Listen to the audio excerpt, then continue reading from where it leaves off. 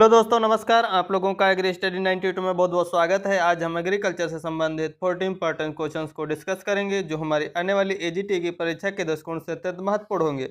इसमें हमारा पहला प्रश्न है, ज्वार के पौधों की पत्तियों में पाया जाने वाला जो एससीएन हाइड्रोसायनिक एसिड होता है पौधे के किस भाग में बनता है। जो हाइड्रोसायनिक पदार्थ होता है पौधे के किस भाग में बनता है? जड़ों में, पत्तियों में, बीजों में, तनों में। तो इसका राइट ऑप्शन हो जाएगा ऑप्शन नंबर ए। ज्वार के पौधों की जो पत्तियों में एसियन पदार्थ पाया जाता है वो जड़ों में बनता है। अगला प्रश्न है, ऑक्सिन हार्मोन का प्रीकर्सर है।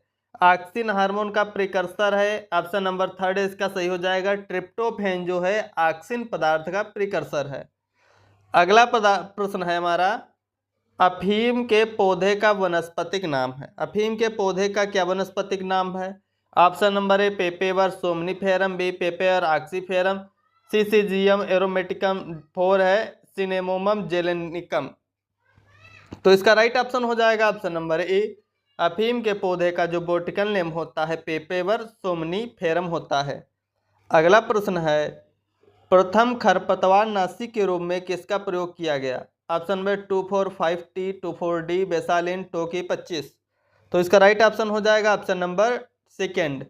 प्रथम खरपतवारनाशी के रूप में 2,4-D का प्रयोग किया गया। अगला प्रश्न है, विश्व का सबसे बड़ा खेतिहर फल है। विश्व का सबसे बड़ा खेतिहर फल है अनानास, कटहल, पपीता, संतरा। तो इसका राइट ऑप्शन हो जाएगा ऑप्शन नंबर बी जैकफ्रूट, यानी जैक फ्रूट जिसे बोलते हैं कटहल को। ये विश्व का सबसे बड़ा कल्टीवेटेड फ्रूट या खेतिहर फल है कह सकते हैं। अगला प्रश्न है, दूध में किस खनिज पदार्थ की कमी पाई जाती है? दूध में कौन सा खनिज पदार्थ नहीं पाया जाता है? Calcium, iron, potassium, sodium. तो इसका राइट ऑप्शन हो जाएगा ऑप्शन नंबर बी, दूध में जो है आयरन की कमी पाई जाती है। अगला प्रश्न है, राष्ट्रीय जैव विविधता बोर्ड यानी एनबीबी नेशनल बायोडाइवर्सिटी ब्यूरो कहाँ पर है? ऑप्शन नंबर ए आनंद, गुजरात, बंगलोर, चेन्नई, लखनऊ। तो इसका राइट ऑप्शन हो जाएगा ऑप्शन नंबर थर्ड, चेन्नई में राष्ट्रीय जैव विविधता बोर्ड मंडल है। राष्ट्रीय जैव विविधता मंडल चेन्नई में है। अगला प्रश्न है, चाय का सर्वाधिक उत्पादन तथा उपभोग करने वाला प्रथम देश। ऑप्शन नंबर ए चीन, बी अमेरिका, सी श्रीलंका, डी भारत। तो इसका राइट ऑप्शन हो जाएगा ऑप्शन नंबर फोर, चाय का सर्वाधिक उत्पादन तथा उपभोग करने वाला प्रथम देश भारत हो जाएगा।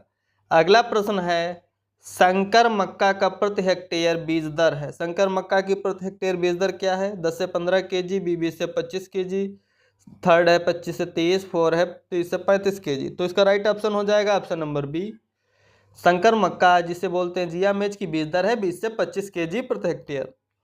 अगला प्रश्न है, भारत का सबसे बड़ा ट्यूलिप गार्डन है। ट्यूलिप गार्डन कहाँ है? शिमला में, Mussoorie, Srinagar, mount Abu.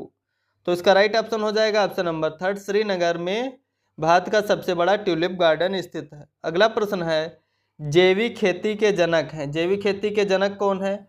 मसानोबु Fukuoka, Albert Howard, Pietro de Crescenzi, जी इजे बटलर। तो इसका राइट ऑप्शन हो जाएगा option number second, E J Albert Howard जो हैं उनको जैविक खेती का जनक माना जाता है। अगला प्रश्न है, आधुनिक अनुवांशिकी विज्ञान के जन्मदाता हैं यानी मॉडर्न जेनेटिक साइंस के जन्मदाता कौन है? टी.एच. Morgan, M S. मैकरेली, Gregor John Mendel, Hugo de Vries. जो फादर ऑफ म्यूटेशन है वो हुगो डी व्रिज हैं, ग्रेगर जॉन मेंडल ये जेनेटिक्स के हैं और टी.एच. मॉर्गन जो है मॉडर्न अनुवांशिकी के पिता हैं। ऑप्शन नंबर ए इसका सही हो जाएगा, टी.एच. मॉर्गन। अगला प्रश्न देखेंगे, प्रथम भारतीय जिनको सन 1987 में विश्व खाद्य पुरस्कार मिला। 1987 में प्रथम भारतीय जिनको विश्व पुरस्कार खाद्य पुरस्कार मिला तो हो जाएंगे डॉक्टर एम एस स्वामीनाथन को 1987 में first food world food prize मिला था। अगला प्रश्न है, विश्व खाद्य पुरस्कार 2012 किसे दिया? जो 2012 में खाद्य पुरस्कार है वो डेनियल हिलेल को दिया गया था, वर्ल्ड फूड प्राइज 2012। अगला प्रश्न है, IAR Indian agriculture research institute के प्रथम निदेशक थे डॉक्टर वीपी पाल, हबीबुल्ला, डॉक्टर विश्वनाथ, DHS गुप्ता। तो इसका राइट ऑप्शन हो जाएगा option number third, doctor Vishwanath जो थे IARI के प्रथम निदेशक थे। अगला प्रश्न है, सीरियोलॉजी में किसका अध्ययन किया जाता है? मिट्टी का, जैविक उर्वरक का, फसल चक्र का, रेशम कीट का। रेशम कीट का अध्ययन जो है सेरिकल्चर में करते हैं, तो इसका राइट ऑप्शन हो जाएगा फसल चक्र का अध्ययन जो है सीरियोलॉजी कहलाता है। अगला प्रश्न है, भारत में दूध उत्पादन को बढ़ाने के लिए दुग्ध मिशन कब प्रारंभ किया गया? भारत में दूध उत्पादन बढ़ाने के लिए जो दुग्ध मिशन है कब स्टार्ट हुआ? ऑप्शन नंबर ए फरवरी 2011, बी 20 जनवरी 2010, सी है 20 अप्रैल 2013, डी है 20 अप्रैल 2012। तो इसका राइट हो जाएगा ऑप्शन नंबर 4, 20 अप्रैल 2012 में भारत में दुग्ध मिशन प्रारंभ किया गया भारत में दूध उत्पादन बढ़ाने के लिए। अगला प्रश्न है, भारत सरकार के द्वारा स्वामीनाथन अवार्ड 2005 में प्रथम बार किसे दिया गया? भारत सरकार के द्वारा स्वामीनाथन अवार्ड प्रथम बार किसे दिया गया 2005 में? ऑप्शन नंबर ए इसका सही हो जाएगा, डॉक्टर नाइमी बोरलांग को स्वामीनाथन अवार्ड दिया गया था प्रथम बार। अगला प्रश्न है, national agricultural innovation project NAIP, national agriculture innovation project जो जुलाई 2006 में प्रारंभ किया गया था, इस प्रोजेक्ट के फंड का स्रोत है NAIP जो प्रोजेक्ट था उसके फंड का स्रोत है वर्ल्ड बैंक। ऑप्शन नंबर 3 इसका सही हो जाएगा। अगला प्रश्न देखेंगे, agree clinic and agri business centre कब प्रारंभ हुए? Agree clinic and agri business centre कब प्रारंभ हुए? 2001, 2002, 2004, 2009। तो इसका राइट ऑप्शन हो जाएगा ऑप्शन नंबर 2, सन 2002 में agree clinic and agri business centre प्रारंभ हुए। अगला प्रश्न है, मनरेगा कार्यक्रम जो है केंद्र तथा राज्य सरकार के सहयोग से प्रारंभ किया गया कब? जो मनरेगा कार्यक्रम था वो 2 फरवरी 2006 को स्टार्ट हुआ था। अगला प्रश्न देखेंगे, राष्ट्रीय प्रसार सेवा कब प्रारंभ की गई?